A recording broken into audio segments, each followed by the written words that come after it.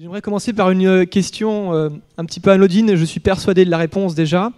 Levez la main si, comme moi, vous avez quelqu'un ou si vous-même vous souffrez parfois dans la semaine d'inquiétude, d'anxiété ou alors d'angoisse. Ou si vous connaissez des gens de votre entourage qui vivent ce type d'affection. Comme je m'en doutais, la plupart d'entre vous, vous avez levé la main. Et c'est pas étonnant. On vit dans une société qui est la société de l'angoisse et de l'anxiété. Peut-être plus que d'autres générations encore. Bien évidemment, c'est le lot commun de tous les hommes qui ont foulé cette terre d'être anxieux. Mais plus que jamais, avec la rapidité des moyens de communication, avec le stress de l'entreprise, etc., on est constamment sous stress et sous angoisse. Et puis alors, du coup, ce qui se passe, c'est que les techniques fleurissent. Il y a des modes qui apparaissent dans les magazines lifestyle. On apprend comment méditer en pleine conscience. On apprend 3 conseils pratiques pour se libérer de l'anxiété, aller faire une balade dans la nature ou se mettre au sport. Certaines de ces techniques ne sont pas mauvaises en soi. Mais ce qui m'effare constamment, c'est de me rendre compte, dans ma propre vie, je suis quelqu'un d'assez anxieux de manière générale, combien est-ce qu'en tant que chrétien, on a souvent du mal à savoir très précisément, très concrètement, comment gérer l'anxiété et l'inquiétude. Alors bien souvent, on connaît les grands principes, les règles générales, il ne faut pas être anxieux, on connaît les promesses de Dieu, etc. Mais je me suis rendu compte, en tout cas dans ma vie, en commençant à réfléchir sur la question, que je ne connaissais pas suffisamment bien précisément, en fait, ce à quoi la Bible, la parole, nous encourageait pour lutter, pour vaincre l'anxiété. Alors je vais juste sortir mon petit machin pour le PowerPoint. Et je vais vous présenter Scott Stossel. C'est un journaliste d'un prestigieux journal, The Atlantic, qui est un angoissé, un stressé de base. Et il a écrit tout un livre, un pavé, qui essaie de retracer tout ce qui existe aujourd'hui en théologie, c'est pas un chrétien, hein, en théologie, en philosophie, en sciences cognitives, pour essayer de vaincre son anxiété. Vous savez le constat ? Eh bien, il est toujours aussi anxieux. Donc, la question que je me suis posée, c'est comment est-ce que nous, en tant que chrétiens, à la fois dans notre vie, mais aussi dans le témoignage qu'on peut apporter à ceux qui nous entourent, pouvons-nous apporter un regard différent, une perspective différente sur l'anxiété. Et pour ça, quoi de mieux que de prendre l'épître de la joie ou l'épître de la paix, comme l'aiment à l'appeler certains théologiens, l'épître aux Philippiens. Cette épître est très intéressante parce qu'il faut comprendre la situation. Pour la suite, ce sera très important. Paul ne nous parle pas confortablement ainsi dans un hamac. Paul est en prison. Paul souffre, Paul est pétri de sujets d'inquiétude. Et pourtant, voilà ce que dit Paul. Je vous le lis. Le Seigneur est proche. Ne vous inquiétez de rien, mais en toute chose, exposez vos requêtes à Dieu par des prières et des supplications, avec des actions de grâce, et la paix de Dieu, laquelle surpasse toute intelligence, gardera vos cœurs et vos pensées dans le Christ Jésus. Alors moi, la première fois que j'ai lu ce passage, j'ai été affecté par les premiers mots. Ne vous inquiétez de rien. Alors je me suis dit, c'est quand même particulier. Ça aurait été plus simple qu'ils nous disent ne vous inquiétez de pas grand-chose. Ou alors ne vous inquiétez pas le lundi et le jeudi, j'en sais rien. Il aurait pu trouver des éléments beaucoup moins radicaux. Et pourtant, il nous dit ne vous inquiétez de rien. Alors du coup, je me suis dit, si ça se trouve, c'est juste que c'est mal traduit. Je suis allé voir dans le grec, et dans le grec, rien, ça veut dire rien. Donc bon, je savais pas trop comment réagir, et j'ai commencé à me dire, en fait, finalement, s'il nous demande de nous inquiéter de rien, c'est que l'anxiété est mauvaise en soi. Et je me suis donc demandé, quels sont les types d'anxiété qu'on peut percevoir à travers notre expérience de vie, et aussi à travers la Bible. Et j'ai trouvé 3 strates différentes d'anxiété. La première, la plus profonde, on l'appelle l'angoisse existentielle. C'est toutes ces craintes, toute cette angoisse qui n'a pas forcément de nom, qui reste là. L'angoisse souvent mal nommée de la mort, la crainte de la mort, de la culpabilité. Ces angoisses, on n'arrive pas à mettre de mots dessus. L'angoisse, le fardeau de la liberté, le fait de savoir que nos choix auront des conséquences. Le fait de comprendre que ce qui est autour de nous, on n'a pas le contrôle dessus. Ça, c'est la première strate d'angoisse, l'angoisse existentielle. Et puis, il y a une strate légèrement au-dessus. C'est la strate des enjeux à moyen terme et à long terme. Quelle est ma vocation ? Quel travail choisir ? Dans quelle ville habiter ? Et puis pour finir, il y a la strate de la vie quotidienne. Ces angoisses, ces anxiétés qui nous touchent constamment. Ça va de je pars en vacances, j'ai peur de me faire cambrioler, à mon Dieu, j'arrive pas à faire mon nœud de cravate alors que je dois prêcher dans 10 minutes. Ce sont ces différents types d'angoisse et ces différentes strates qui nous pourrissent la vie parce qu'il y a un effet d'accumulation.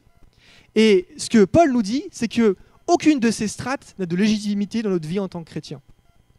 Alors on pourrait se dire, et j'avais une discussion comme ça avec une chrétienne qui m'est proche, elle me disait, moi en tant que chrétienne, je suis convaincue que l'anxiété liée à la peur de la mort, liée à la culpabilité, liée à la liberté, eh bien Dieu il nous fait la promesse qu'on peut s'en défaire. Les enjeux à long terme, c'est pareil, elle était convaincue qu'on pouvait s'en défaire aussi, que Dieu garderait sur le long terme. Par contre, les angoisses quotidiennes, eh ben, elle pensait que ce n'était pas vraiment du ressort de Dieu et qu'il fallait vivre avec. Eh ben, je vais vous dire qu'aucune de ces trois strates n'a de légitimité. Et toutes ces trois strates, en fait, elles révèlent un état du cœur qui est... Alors, je ne sais pas si c'est forcément l'anxiété est un péché, mais en tout cas, c'est souvent un symptôme, parfois, de péchés plus profonds, plus radicaux. John Piper, par exemple, considère que bien souvent, l'inquiétude, c'est lié à un péché d'incrédulité. Pourquoi ça? Parce que quand on regarde la parole, sur toutes ces strates dont je vous ai parlé, vous avez des promesses. Par exemple, pour la peur de la mort, vous avez la promesse de Christ dans Jean 11, verset 25, qui dit « Quand bien même vous seriez mort, vous aurez la vie ». Sur les strates intermédiaires, par exemple la vocation ou les projets, on peut s'inquiéter parfois pour ces projets, ben, nous avons Jérémie qui nous dit « Car je connais tous les projets que j'ai faits pour vous, projets de peine ou de malheur, pour vous donner un avenir fait d'espérance. » Et puis pour les stress, les anxiétés plus quotidiennes, on a des tas de passages, à commencer par Matthieu 6 par exemple, où Jésus lui-même dit « Ne vous inquiétez de rien, ni de la crainte de ce que vous allez manger demain, ni de comment vous allez vous vêtir, etc. » Donc il n'y a aucune légitimité à garder ces craintes-là. Et souvent, donc, c'est parfois le symptôme d'une incrédulité. Ça peut être aussi le symptôme plus vicieux de ce qu'on appelle parfois les idoles du cœur. C'est quoi une idole du cœur? C'est l'idée selon laquelle on met d'autres choses en priorité par rapport à Christ, sur le trône de notre vie. Ça peut être par exemple une reconnaissance des autres. Ça peut être par exemple une réussite professionnelle. Ça peut être par exemple avoir une famille épanouie et magnifique. Ça peut être une belle maison. Vous pouvez mettre ce que vous voulez, mais par définition, ça reste une idole. Et pourquoi est-ce que l'anxiété est si dangereuse? Pourquoi est-ce que l'anxiété tue? Parce que non seulement, comme vous le savez tous, si vous avez déjà vécu ce genre de situation, eh ben, c'est pas facile à vivre, ça vous étreint la gorge, ça vous angoisse, c'est dangereux pour votre santé, mais aussi et avant tout, et c'est là où c'est le plus dangereux peut-être, c'est que c'est une grande diversion. Quand vous regardez le grec, l'anxiété, ça vient du grec mérizo, ça c'est une des racines, qui signifie distraction, division. Et en fait, non seulement donc l'anxiété, elle annihile notre paix, elle détruit la paix que nous devrions avoir en Christ, elle est souvent aussi le fruit d'une idolâtrie, mais en plus, ce qui se passe, c'est qu'elle nous éloigne des questions importantes, des vraies questions qui comptent, et elles nous font nous préoccuper de choses qui n'en valent pas forcément la peine. Donc si vous voulez l'urgence de se débarrasser de l'anxiété, c'est aussi pour que nous puissions produire des œuvres bonnes en pleine efficacité. Si nous sommes constamment préoccupés par d'autres choses, ce que Jésus appelle les soucis du monde, eh bien nous ne pouvons pas être consacrés et concentrés sur ce qui doit être notre vocation en tant que chrétien, à savoir abonder d'œuvres bonnes. Être attentif aux choses qui comptent, savoir être attentif, se préoccuper de notre prochain, se préoccuper de faire plaisir à Dieu. Voilà notre vocation. Et le grand danger de l'anxiété, c'est qu'elle nous distrait et elle nous fait nous préoccuper d'autres choses qui n'en valent pas forcément la peine. Alors, j'aimerais quand même, avant de rentrer dans la technique, dans la méthode de Paul, couper court à ce que certains d'entre vous peut-être est en train de vous dire. Sous-entendu, si je n'ai plus à me préoccuper de rien et à m'inquiéter de rien, alors autant être un petit peu la cigale dans la fable, vous savez. Bon voilà, à chaque jour suffit sa peine, donc du coup je fais plus rien. Eh bien non, la Bible est assez claire. C'est assez amusant d'ailleurs, parce que le même mot qui est utilisé pour parler de l'anxiété, c'est le même mot qui est utilisé de manière positive par Paul en Philippiens et en Corinthiens. Je vous lis le texte. Il parle d'une église, car je n'ai personne ici qui partage mes sentiments, pour prendre sincèrement à cœur votre situation. Prendre sincèrement à cœur, c'est une autre traduction de se préoccuper. Vous voyez comment est-ce que la racine même de l'anxiété, elle est liée à la préoccupation et à l'attention ? Un autre passage. Celui qui n'est pas marié s'inquiète des choses du Seigneur, des moyens de plaire au Seigneur. Donc, l'anxiété, c'est non, mais se concentrer, prendre soin, prendre sincèrement à cœur des choses qui honorent le Christ, qui honorent le Seigneur et qui font du bien à votre prochain, ça oui. Mais toujours avec une attitude de calme et de paix que l'on trouve en Christ. Voilà, maintenant que j'ai fermé cette parenthèse et que j'ai évité à certains d'entre vous de tomber dans le syndrome de la cigale, j'aimerais vous parler plus concrètement de la méthode que propose Paul dans ce passage. Si vous relisez, vous voyez qu'il y a 3 grandes étapes. Premièrement, faire connaître à Dieu ses besoins.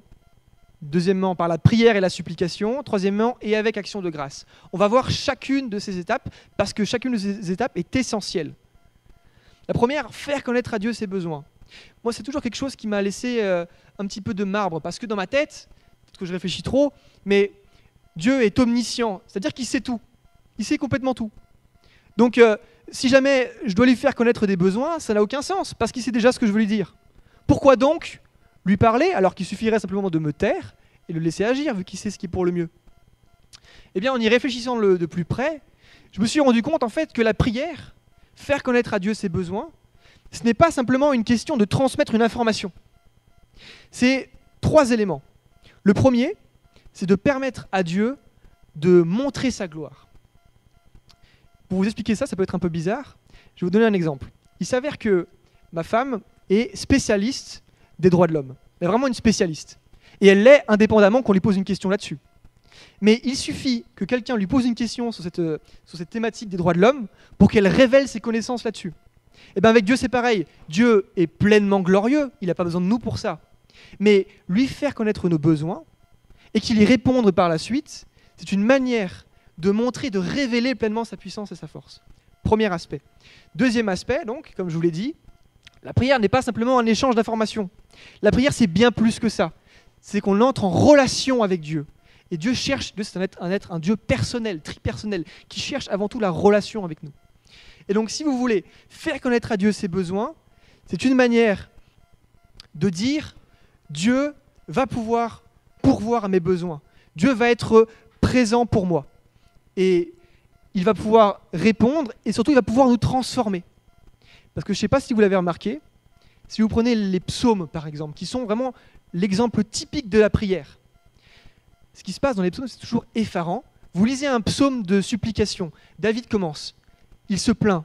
Il déballe tout ce qu'il est en train de vivre, tous les sujets d'inquiétude. Et puis progressivement, vous voyez que le ton change. Et souvent, à la fin du psaume, on sent une forme d'apaisement. Donc, la prière est là, bien plus que simplement pour échanger de l'information, mais aussi pour qu'il y ait un travail en nous-mêmes au moment où nous faisons la requête. Et ça, c'est très important de le comprendre pour la suite. Parce que c'est là la clé, j'oserais dire le secret. Paul utilise ce terme, pour la joie en tout cas.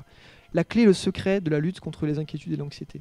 C'est de savoir que lors du processus où on va s'adresser à Dieu, eh ben, ce processus-là même va agir en nous. Et l'Esprit Saint va venir pour accentuer ce processus. Donc l'importance de faire connaître à Dieu ses besoins. Comment concrètement ? Par la prière et par la supplication. Vous remarquez qu'il y a 2 mots, prière et supplication. Ce qui est embêtant, c'est que souvent dans la Bible, ces mots-là, ils sont interchangeables. Mais qu'est-ce que veut dire Paul ? Parce qu'il aurait pu simplement utiliser un seul mot. Je pense qu'il veut mettre l'accent sur deux manières d'être lorsqu'on doit se mettre en prière. La première, c'est, j'oserais dire, faire silence. Quand Jésus parle de la prière, il dit « Ne soyez pas comme ceux qui déballent bruyamment et à force de paroles leurs recommandations et leurs requêtes, mais mettez-vous à l'écart dans votre chambre, dans le silence. Créez une atmosphère qui en elle-même, parce que vous allez vous recueillir et vous allez parler à Dieu, va contribuer à l'apaisement. » Et puis il y a la supplication. La supplication, c'est vraiment mettre l'accent sur le fait que Dieu est par définition glorieux et souverain. Dieu souverain, ça veut dire quoi ? Eh bien, ça veut dire qu'il est au contrôle. Et on remarque que bien souvent, les anxieux sont aussi des control freaks. Ils veulent tout contrôler tout le temps.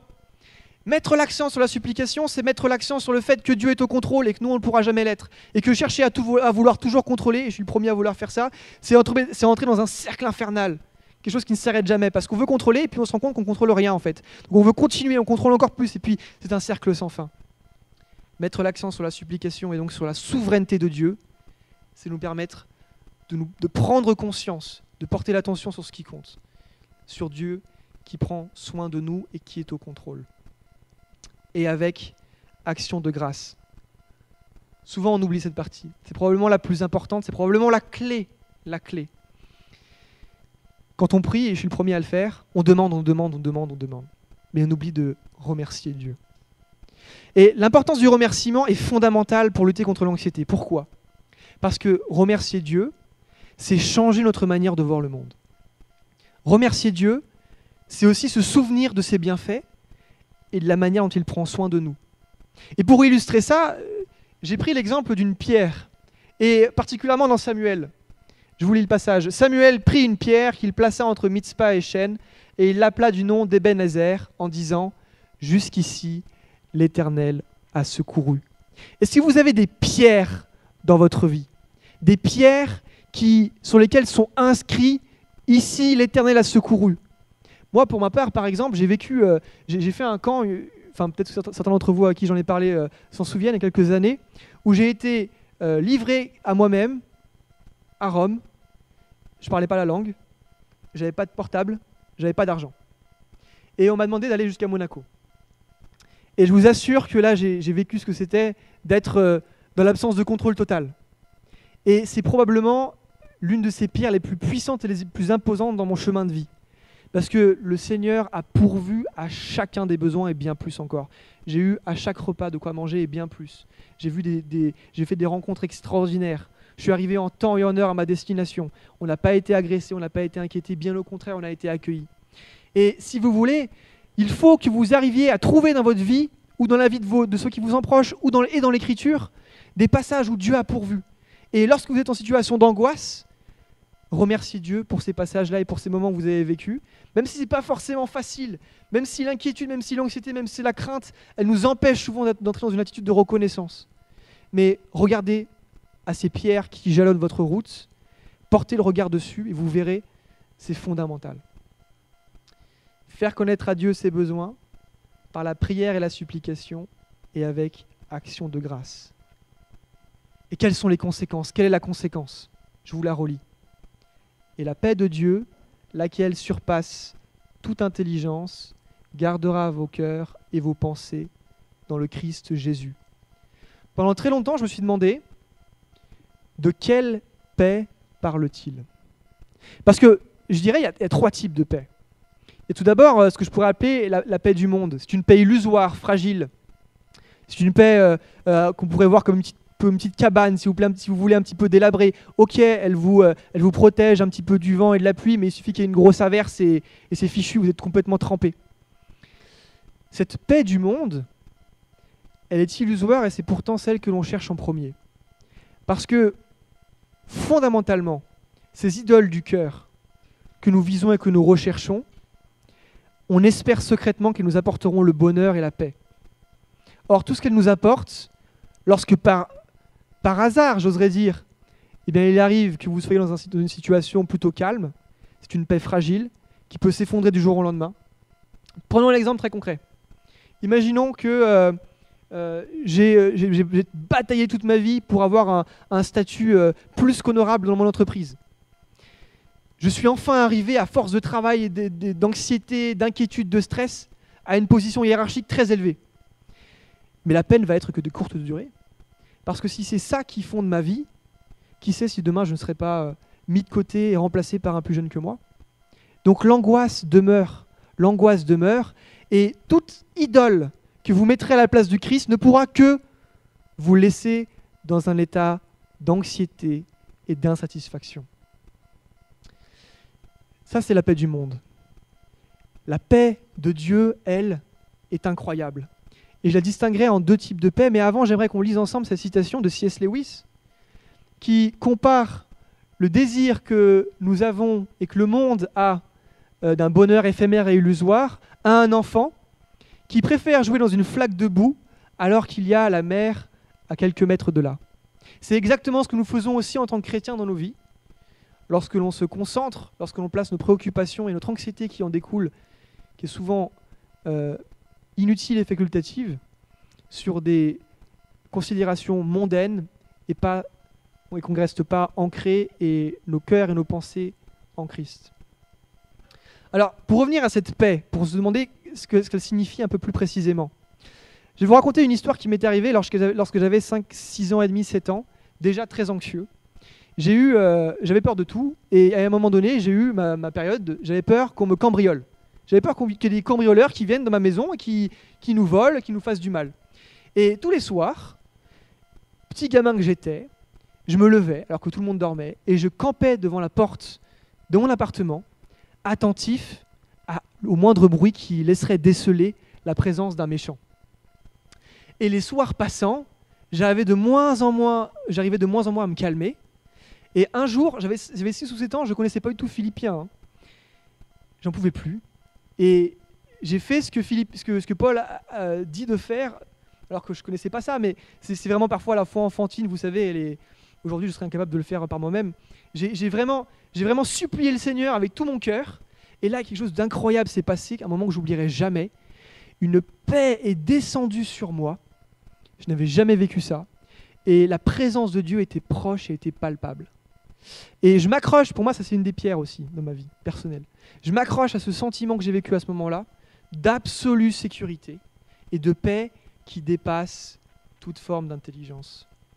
Mais qu'on ne se leurre pas, ce type de paix surnaturelle qui arrive d'un coup, c'est pas forcément celle qui est quotidienne. Alors elle peut arriver même fréquemment, mais c'est pas la seule, et c'est pas celle qui nous accompagne normalement au quotidien. La paix, cette paix que j'appellerais presque mystique, elle existe et elle peut arriver, mais la paix du Christ, c'est une paix quotidienne qui n'est pas forcément incroyable avec des sentiments complètement incroyables, mais qui pourtant nous met dans un état de sérénité, confiance et d'absence d'anxiété. C'est cette paix-là à laquelle on est appelé au quotidien. Ce n'est donc pas une paix illusoire que nous devons rechercher, ni nécessairement une paix incroyable, mystique qui nous tombe dessus comme ça, même si ça peut arriver, il faut s'en réjouir, mais c'est une paix sereine, quotidienne, à laquelle nous sommes appelés. Je ne sais pas si vous avez remarqué, lors de ma lecture de Philippiens, peut-être pour ceux qui l'ont lu avec leur Bible, j'ai rajouté une portion du verset précédent. Le Seigneur est proche. Un théologien, un des premiers pères de l'Église, qui s'appelle Chrysostome, aimait à le traduire « Le Seigneur est à portée de main ».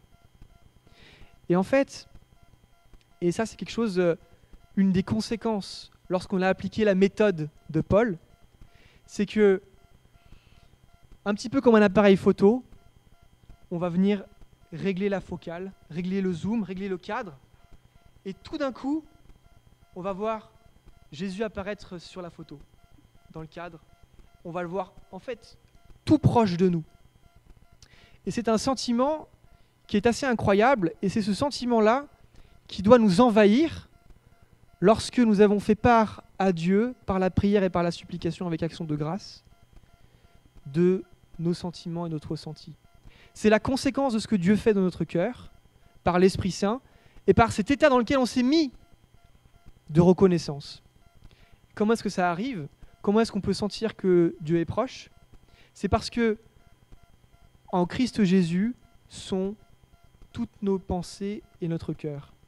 Quand je parle de focale, ça veut dire de zoom, ça veut dire que ce qu'on vit actuellement, le stress qui est suscité par une situation donnée, eh bien, on prend du recul et on se rend compte en Christ Jésus que peut-être que l'angoisse qu'on avait n'était pas assez importante.